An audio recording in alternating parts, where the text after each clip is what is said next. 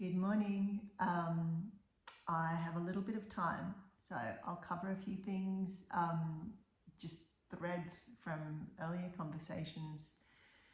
The success conversation is such an interesting one because maybe if I can, take the time at some point, I could put together a list of, there are people just at the top of my mind, a good example, Stephen Bartlett, who has one of the most successful podcasts. I don't know which category you'd call it in, probably business, but not strictly business. It might be business and I don't know what else. He's a good example of somebody who has come from, very poor or low socioeconomic backgrounds. He grew up without much money and, without privilege. He also wasn't, born with white skin. And just to be blunt, it's very obvious, I'm white, and people who are born with white skin, for whatever reason, at least in the Western world and Western culture, are afforded a kind of privilege that people with different coloured skins don't have. And so Stephen, he doesn't have a lot of the kinds of privilege that would pave the way more easily for success. So there are examples of people like that, absolutely. And I listen to and follow quite a few people who I think are very interesting and have come from different backgrounds and have done amazing things and are doing amazing things. However, this is the thing that I really think still gets overlooked. These folks are, I think, they're amazing examples, but it doesn't take away from the fact, it absolutely does not detract from the fact that all of these other things that we've talked about, like your race, your culture, possibly religion, depends where you are in the world, socioeconomic, background, whether you're born into a family that's educated and can afford education, has a value on education, all of these things, 100%, like more, like if you could have more than 100%, 1,000,000,000% play into your odds of success in those terms of like career, money, being able to marry and have a family, or whatever it is, like whatever your version of success is, and the ones that usually people think about. So there's just no way, even though you can find examples like Stephen, who's a wonderful human, and there's people out there like him, it doesn't detract from the fact that there's absolutely kinds of privilege that afford people like huge head starts in being able to access the opportunities and then build on them.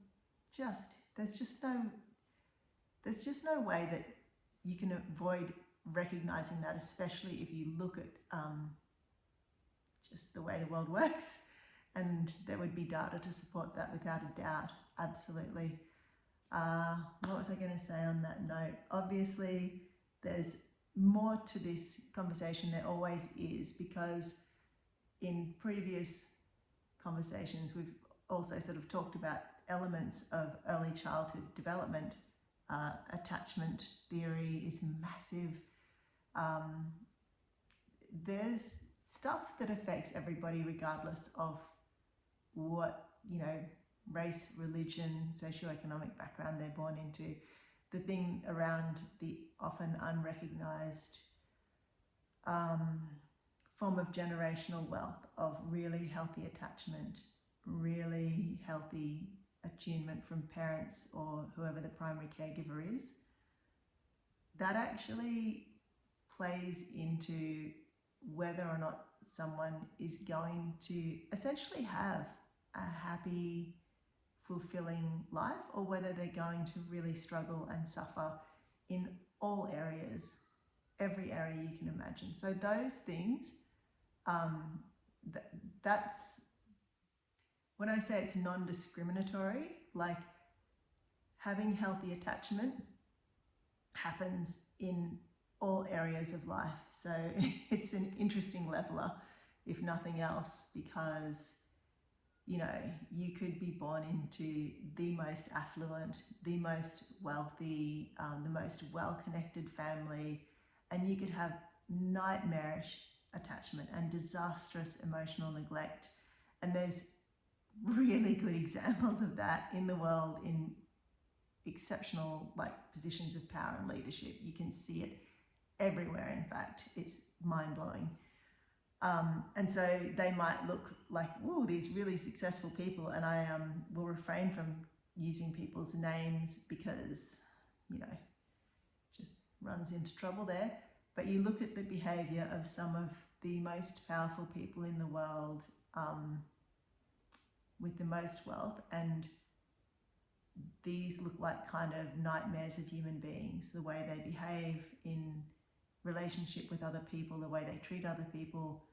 And that just goes back to they're disastrous, absolutely nightmarish, disastrous early childhood attachment and trauma in terms of neglect. So that's what I have to say about that whole success conversation. Just because you might be running a massive multinational company or a country,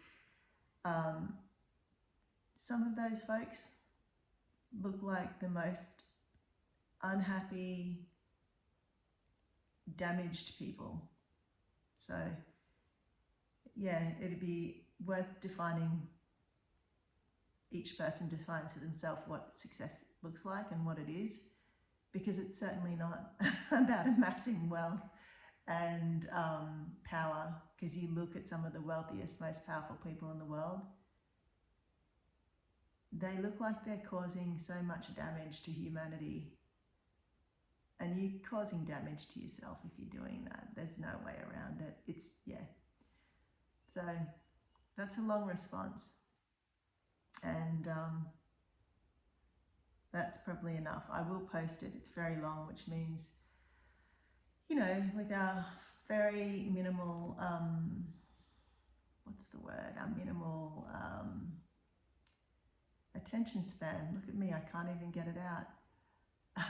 This is going to be too much for some people to watch.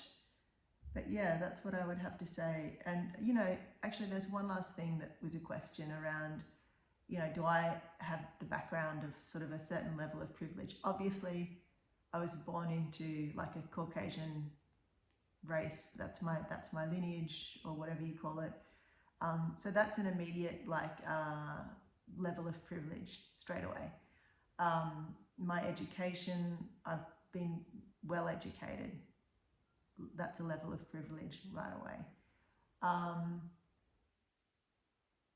I would say my background very early on was there wasn't money when I was very small, but that changed. And so just, I guess you average middle class kind of thing, but middle class is privileged. That's privileged versus people that are growing up on food stamps and just struggling to get through each day.